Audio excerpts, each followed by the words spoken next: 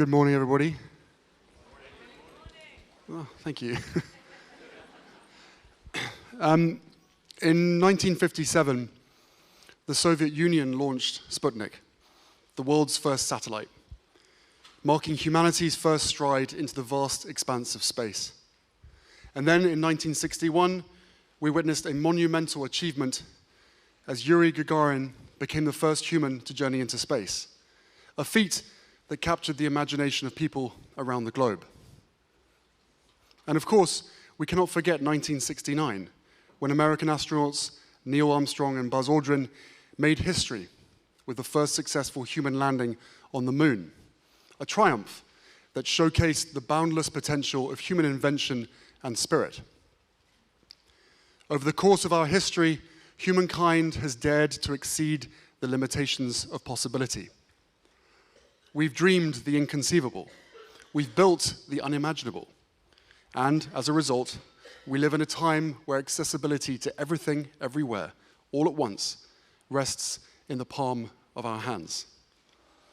Yet, while we celebrate global achievements and their impact, there is still critical work to do. And so, I stand before you today to speak about the pervasive threat that our online world poses to us, especially our children, if we allow the status quo to remain. In an age where our lives are intertwined with technology, we cannot afford to only see the online world as a space for profitability, competition, and rapid growth. Instead, we must come together to ensure the digital space is one that fosters well-being, connection, and hope. Young people today are disproportionately affected by negative experiences online and mental health issues stemming from their digital interactions. They know it. The statistics prove it. They're navigating an environment that is often hostile and overwhelming. Reports of anxiety, depression, and social isolation linked to these platforms have surged in recent years, creating a crisis that cannot be ignored. These challenges are compounded by the relentless spread of unreliable and unfounded information, leaving many feeling isolated, confused, and scared. These are not distant problems. They're epidemics currently testing our resolve, and they cannot be ignored. My lock screen is a picture of my kids. What's yours? These children, and thousands more, meant the world to their families. The beautiful faces you see before you, their smiles, their dreams, all lost. All too soon, and all because of social media. It's why we launched the Parents Network, a global community that provides crucial support to parents whose children have suffered from the harmful effects of social media. And it is because of them that we at the Archwell Foundation are committed to this issue. Through trauma-informed practices, our network helps parents come together to forge strong bonds, offering healing support through community. This safe and free-to-access peer support not only offers invaluable resources and advice, it is guided by a licensed facilitator, ensuring that no one has to navigate this journey alone. Our platform provides opportunity for parents to turn their pain into purpose, ultimately changing the very system that stole their child. As the digital landscape has evolved, we've seen rising polarization, social unrest, and a disconnect that often manifests itself in violence and fear. Personal social connections have fallen secondary to alternative digital realities. These platforms are designed to create addiction. Young people are kept there by mindless, endless, numbing scrolling, being force-fed content that no child should ever be exposed to. It's not free will.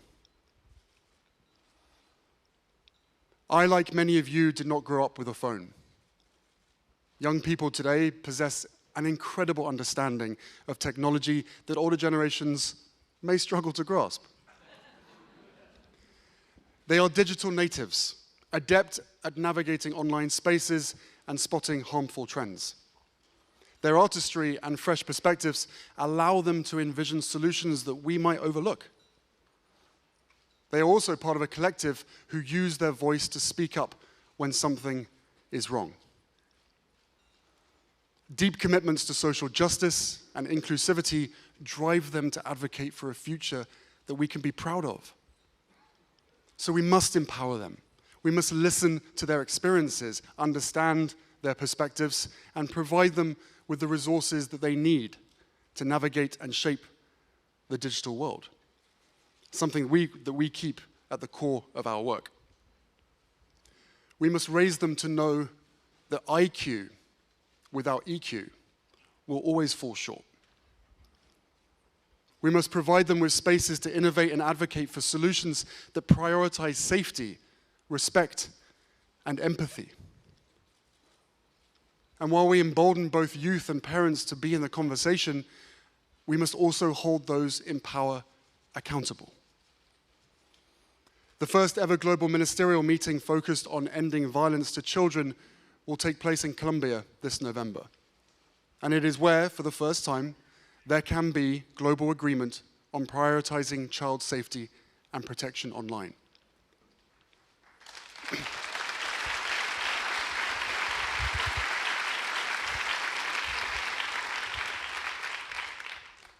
Our laws and regulations are different state to state, country to country. We may have different backgrounds, viewpoints, beliefs, and even access to the internet itself.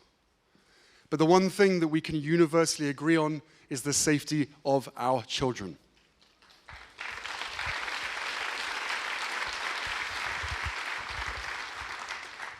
So why do the leaders of these insanely powerful social media companies still refuse to change? Why are we holding them to the lowest ethical standards? In any other circumstance, a business would commit all resources to fixing the bug. Instead of providing parents with more tips and tricks for navigating hostile environments, shareholders need to demand change.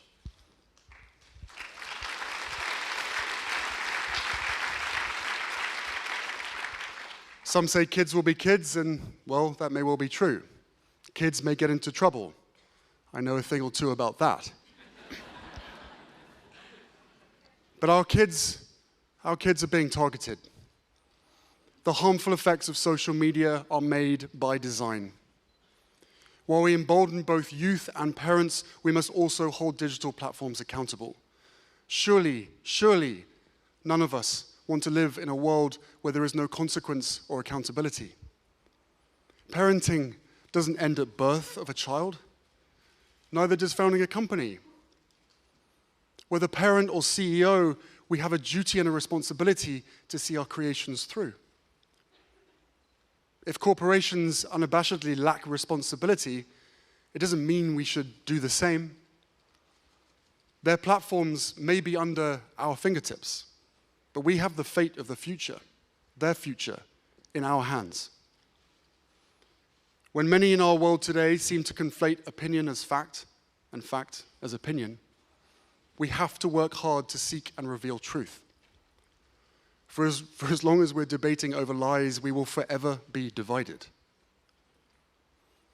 And when so much of our future is uncertain, we need to meet global insecurity with compassion rather than hate.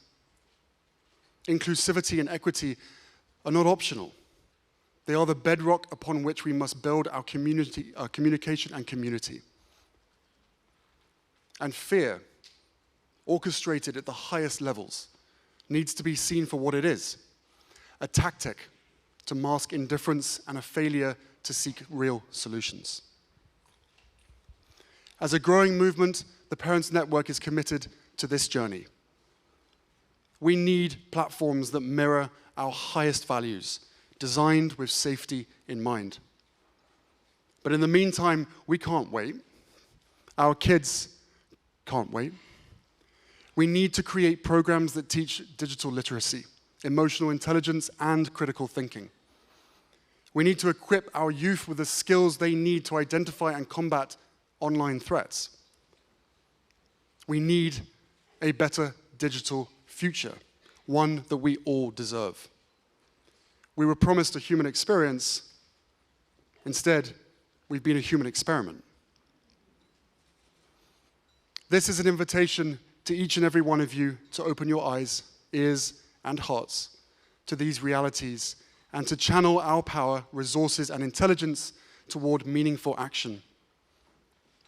All we have today, in this moment, stems from the defiance of boundaries we once thought existed. We've split the atom. We've walked on the moon. We are more than equipped to tackle this. The future of our world and our youth depend on it. We all just need to want it enough. And I know that I do. Thank you.